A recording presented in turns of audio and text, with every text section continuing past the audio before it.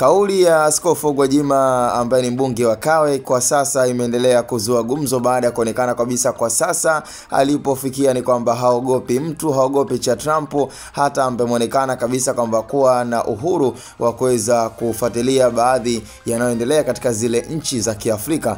Na katika swala ambalo aliendelea kuzungumza kwamba kuna watu ambao wamekuwa wakimtukana katika mitandao ya kijamii wakiamini kwamba yeye ana uchu madaraka ama anatumia mbinu hii kutaka kumngoa kwenye kiti cha urais Samia Suluhu Hassan. Na ni swala ambalo limeendelea kuzua gumzo na mjadala mzito sana katika mitandao ya kijamii kuhusiana pia na Askofu Gwajima ambavyo ameendelea kujiamini kuzungumza maneno ambayo yameonekana kutengeneza chuki baina ya Rais Samia Suluhu Hassan pamoja pia na Watanzania kwa ujumla. Sakata la utekaji ambalo limekuwa likiendelea, huenda kwa kile anachokizungumza bado fakti na uthibitisho ambao upo kidokumenti zaidi unaweza ukampita kushoto, kwa sababu bado uthibitisho hana. Na kuhusu swala zima la utekaji, sio lazima iweze kuonekana kabisa kama ni serikali ambayo imeweza kuhusika, kwa sababu tunaona hata katika zile nchi zingine ambazo kuna baadhi ya waasi ama kundi la waasi ambao linakuwa linahusika na masuala ya utekaji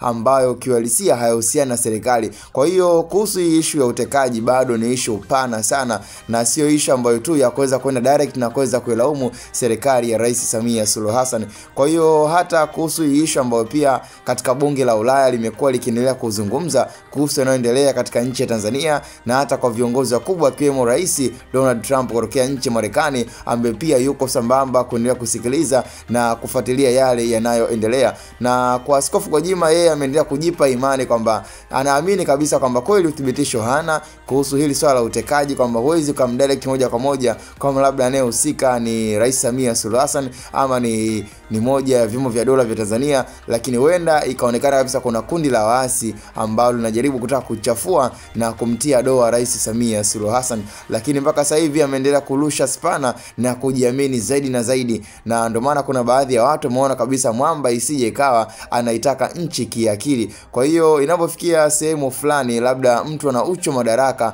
ama anaitaka nafasi fulani, lazima aanzie mbali. Kwa hiyo ni kama watu wameanza kushtuka na kuanza kumjaji sana kwenye mtandao wa kijamii Askofu Gwajima. Katika mtandao wa Instagram wameendelea kumhoji sana na kumtupia wengine matusi na maoni zaidi kwamba ni kwa nini amekuwa na uchochezi katili kabisa wa kutengeneza chuki baina ya wananchi pamoja na viongozi wa serikali pamoja na vyombo vya dola. Cha msingi tukutane kwenye comment, lakini yanayoendelea kujili ni haya ambayo tuko nayo. Hii ni Hatboy Media.